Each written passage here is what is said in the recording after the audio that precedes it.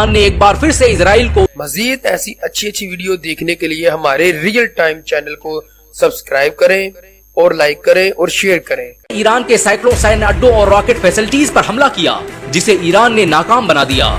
इतना बड़ा हमला करने के बावजूद भी इजराइल ईरान के एक मच्छर को मारने में भी कामयाब नहीं हो पाया। और ये तब है जब इस पर होने वाले इस हमले को खुद इजरायली प्रधानमंत्री नेतन्याहू लीड कर रहा था। नेतन्याहू की बुज़दिली का अंदाजा इसी बात से लगाया जा सकता है कि जब उसने ईरान पर हमला करने के आदेश दिए तो वो खुद बंकर में जाकर छिप गया ताकि ईरान कहीं उसे ही निशाना न बना दे। याद रहे कि हसन नसरुल्लाह की मौत के बाद ईरान ने इसी महीने 1 अक्टूबर को 200 से अधिक बैलिस्टिक मिसाइलों से हमला करके इजराइल के आयरन डोम की धज्जियां उड़ा दी थी। ईरान के इस हमले ने उस तिलिस्म को भी तोड़ दिया था कि इजराइल पर कोई हमला नहीं कर सकता। इजराइल ईरान को अपना सबसे बड़ा दुश्मन मानता रहा है। वो जानता है कि जब तक मिडिल ईस्ट में ईरान है तब तक वो अपने ग्रेटर इजराइल के मंसूबे को पूरा नहीं कर सकता और न ही फिलिस्तीन पर कब्जा कर सकता है। इजराइल ने सोचा था कि वो ईरान पर 2-4 रॉकेट दागकर दुनिया के सामने हीरो बन जाएगा। ये हमला उसने अपनी साख को बचाने के लिए किया था, लेकिन इस हमले ने उसकी बची कुची इज्जत को भी मिट्टी में मिला दिया है।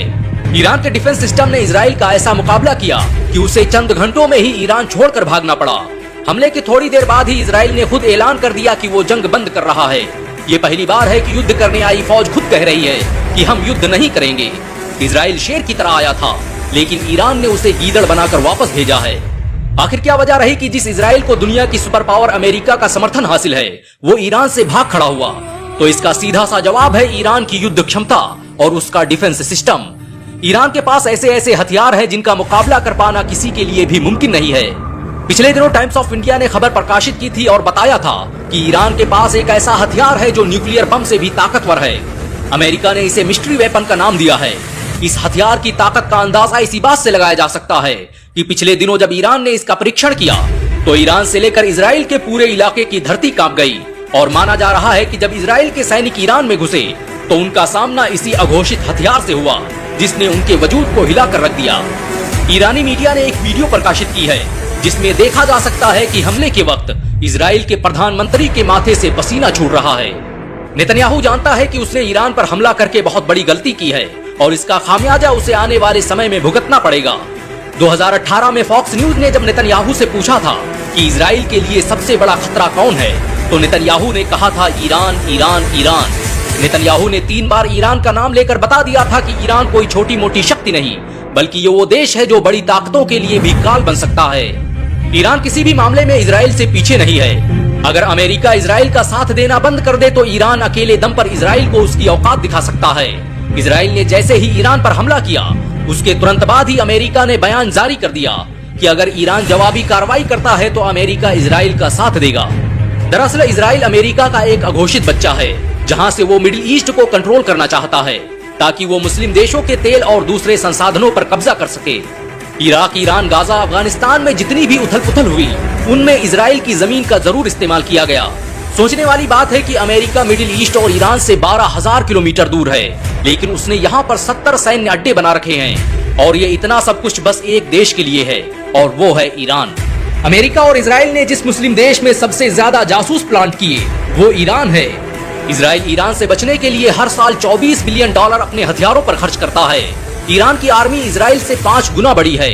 इजराइल के पास जहां 1,70,000 एक्टिव सैनिक हैं, वहीं ईरान के 6,70,000 सैनिक मैदान कारजार में विजय पताका फहराने के लिए काफी हैं। ईरान के पास 65,765 बख्तरबंद गाड़ियां हैं जो इजराइल के मुकाबले में 22,000 ज्यादा हैं। ईरान के पास 3,000 से अधिक बैलिस्टिक मिसाइलें और 101 जंगी बेड़े हैं जो उसे दुनिया का सबसे ताकतवर मुस्लिम देश बनाते हैं।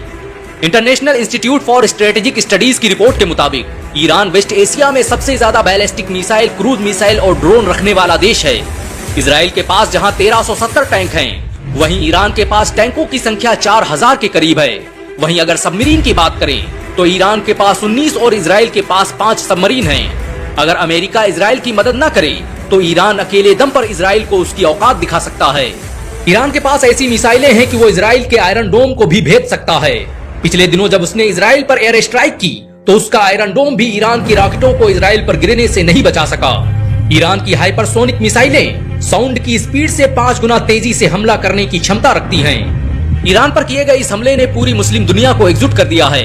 यहाँ तक कि सऊदी अरब जैसा देश भी ईरान के साथ खड़ा नजर आ रहा है। सऊदी अरब ने एक बयान जारी करते हुए कहा कि ईरान पर हमला अंतर्राष्ट्रीय नियमों का उल्लंघन है।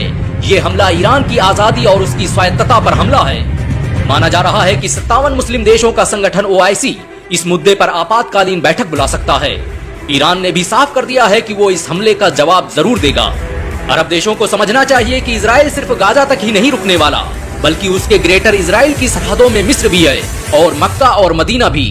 इजराइल की स्थापना करने वाले यहूदी थियोडोर हेजल ने कभी लिखा था कि इजराइल तब तक मुकम्मल नहीं होगा जब तक उसकी सरहदों में इराक, ईरान, मिस्र, जॉर्डन और सऊदी अरब न शामिल हो जाएं। अब सऊदी अरब में बैठे शाहों और मुस्लिम दुनिया के हुक्मरानों को सोचना होगा कि उनका अगला कदम क्या है। ईरान पर हुआ यह हमला बस ईरान पर नहीं बल्कि मुस्लिम देशों की गैरत पर हमला है।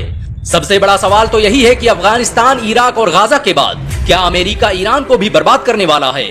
ईरान जब तक जिंदा है तब तक फिलिस्तीन पर इजराइल कभी मुकम्मल तौर पर कब्जा नहीं कर सकता। क्या आप मानते हैं कि सभी मुस्लिम देशों को एकजुट होकर ईरान का साथ देना